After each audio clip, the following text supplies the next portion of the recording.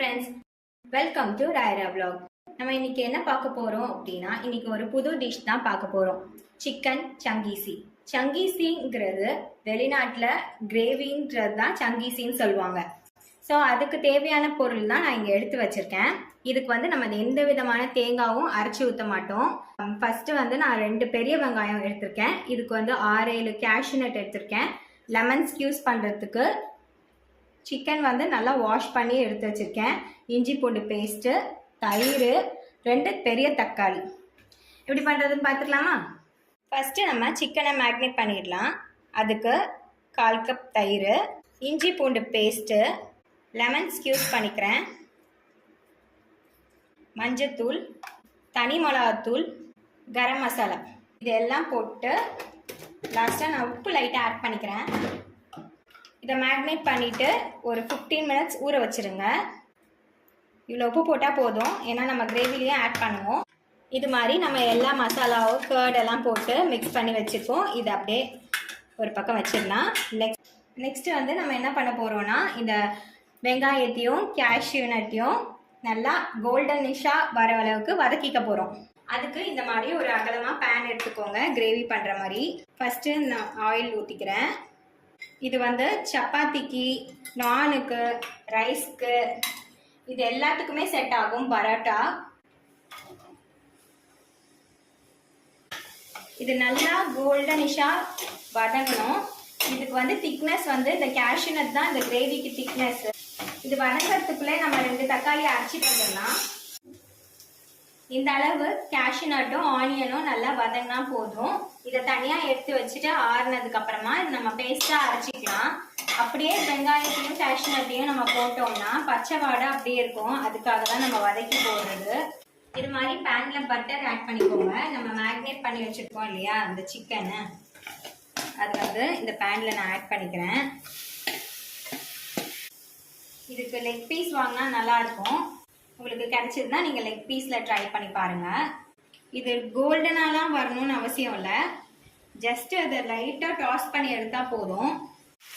இது இந்த அளவுக்கு நமக்கு வெந்தால் போதும். ஏன்னா நம்ம கிரேவிலையும் திரும்ப போட்டு இதை வேக வைப்போம். அப்புறம் ரொம்ப ரப்பர் மாதிரி ஆகிடும் சிக்கனை. ஸோ நான் இதோட ஆஃப் பண்ணிக்கிறேன், தனியாக எடுத்து வச்சிடலாம். இந்த மாதிரி ஒரு பேன் எடுத்துக்கோங்க. நான் நெய் ஆட் பண்ணியிருக்கேன். நெக்ஸ்ட்டு நான் வந்து நல்லெண்ணெய் ஆட் பண்ணுறேன். ஆயில் கொஞ்சம் சூடாகட்டும். சூடானோடனே நம்ம வந்து இஞ்சி பூண்டு பேஸ்ட் ஆட் பண்ணிக்கலாம். இது போட்டோன்னே பெருக்கி தான் செய்யும். நெக்ஸ்ட்டு நம்ம தக்காளி பேஸ்ட்டு அரைச்சி வச்சதை ஆட் பண்ணிடலாம். உங்களுக்கு கரம் மசாலா வேணும் அப்படின்னா நீங்கள் ஆட் பண்ணிக்கோங்க. நான் இதில் ஆட் பண்ணுறேன் கரம் மசாலா எல்லாம். இதில் வந்து நான் ஹோல் ஸ்பைஸ் எல்லாமே எடுத்து வச்சுருக்கேன். நான் எல்லாத்தையுமே ஆட் பண்ணிக்கிறேன். இது வேணும்னா நீங்கள் ஸ்கிப் பண்ணிக்கோங்க, ஒன்றும் பிரச்சனை இல்லை. சிம்மில் வச்சுக்கோங்க, இஞ்சி பூண்டு பேஸ்ட்டு தெரிக்கும். நான் நெக்ஸ்ட்டு தக்காளி விழுது ஆட் பண்ணிக்கிறேன். இது நல்லா பச்சை வாசனை போகி அது வந்து கலர் மாறி வரணும். அதுக்கப்புறமா நம்ம நெக்ஸ்ட்லாம் ஆட் பண்ணலாம். அது வரைக்கும் அந்த எண்ணெயிலே நல்லா வதங்கட்டும் இந்த தக்காளி. இங்கே பார்த்தீங்களா, நம்ம போடும்போது எப்படி இருந்துச்சு தக்காளியோட இது பேஸ்ட்டு. இப்போ நமக்கு எப்படி சுண்டி வந்திருக்கு அப்படின்ட்டு. இந்த ஸ்டேஜில் நம்ம மசாலாஸ் எல்லாம் ஆட் பண்ணிக்கலாம். மஞ்சத்தூள், தனி மிளகாத்தூள், இது உங்கள் காரத்துக்கு ஏற்ற மாதிரி நீங்கள் ஆட் பண்ணிக்கோங்க. கரம் மசாலா, காஷ்மீரி ரெட் சில்லி கலருக்காண்டி யூஸ் பண்ணுறேன். இது வந்து நம்ம நார்மலாக வீட்டில் அரைச்சி வச்சுருப்போம் இல்லையா, அந்த மிளகாத்தூள் தான். நம்ம அரைச்சி வச்ச வெங்காயம் முந்திரி பேஸ்ட்டை நான் இதில் ஆட் பண்ணுறேன்.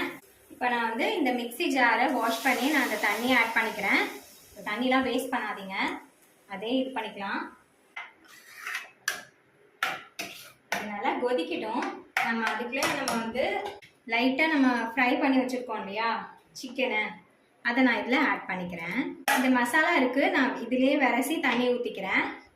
இப்போ நான் இந்த சிக்கன் மேக்னேட் பண்ணி வச்சுருக்க மசாலா தண்ணியை நான் இதில் ஆட் பண்ணிக்கிறேன். லைட்டாக இதை மிக்ஸ் பண்ணி விடுங்க. இது நல்லா கொதிச்சு வரட்டும். நம்ம லாஸ்ட்டாக ஃப்ரெஷ் க்ரீமும் கோரியாண்டர் லீவ்ஸும் ஆட் பண்ணிவிட்டு நம்ம இந்த கிரேவியை ஃபினிஷ் பண்ணிடலாம். கொதிச்சு முடிச்சோடனே நான் காட்டுறேன். 20 மினிட்ஸ் ஆகும். நான் இவ்வளோ உப்பு ஆட் பண்ணுறேன். எனக்கு இது ஆட் பண்ணால் கரெக்டாக இருக்கும். நம்ம ஆல்ரெடி மேக்னேட் பண்ணும்போது உப்பு ஆட் பண்ணியிருக்கோம். ஸோ பார்த்து ஆட் பண்ணிக்கோங்க. இங்கே பார்த்தீங்களா ஃப்ரெண்ட்ஸ், சிக்கன் சங்கீசி கிரேவி எவ்வளோ சூப்பராக கிளாஸி கன்சிஸ்டன்ஸில் ரெடி ஆகிடுச்சு அப்படின்ட்டு.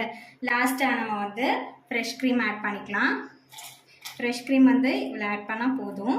ஃப்ரெஷ் க்ரீம் போட்டு கொதிக்கலாம் வைக்கக்கூடாது. கோரியண்டர் ஆட் பண்ணுறேன். உங்ககிட்ட கஸ்தூரி மேத்தி இருந்தால் அதை போட்டுக்கலாம். இது எல்லாரும் கண்டிப்பாக உங்கள் வீட்டில் ட்ரை பண்ணி பாருங்கள். இது நம்ம எப்போதும் வைக்கிற சிக்கன் கிரேவி அது மாதிரிலாம் கிடையாது. இது ரொம்ப சூப்பராக இருக்கும்.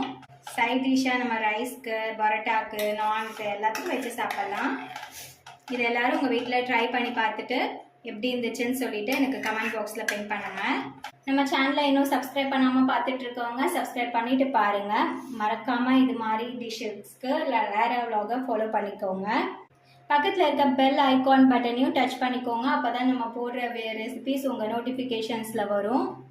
பார்த்தீங்களா ஃப்ரெண்ட்ஸ், சிக்கன் சங்கீசி எவ்வளோ சூப்பராக க்ரீமியாக ரெடி ஆகிடுச்சு அப்படின்ட்டு. இதை எல்லாரும் உங்கள் வீட்டில் கண்டிப்பாக ட்ரை பண்ணி பாருங்கள். ட்ரை பண்ணி பார்த்துட்டு எப்படி இருக்குன்னு சொல்லுங்கள். இந்த வீடியோ பிடிச்சிருந்தா லைக் பண்ணுங்கள், கமெண்ட் பண்ணுங்கள், சப்ஸ்கிரைப் பண்ணுங்கள். மறக்காமல் ராயரா vlog-அ ஃபாலோ பண்ணுங்கள்.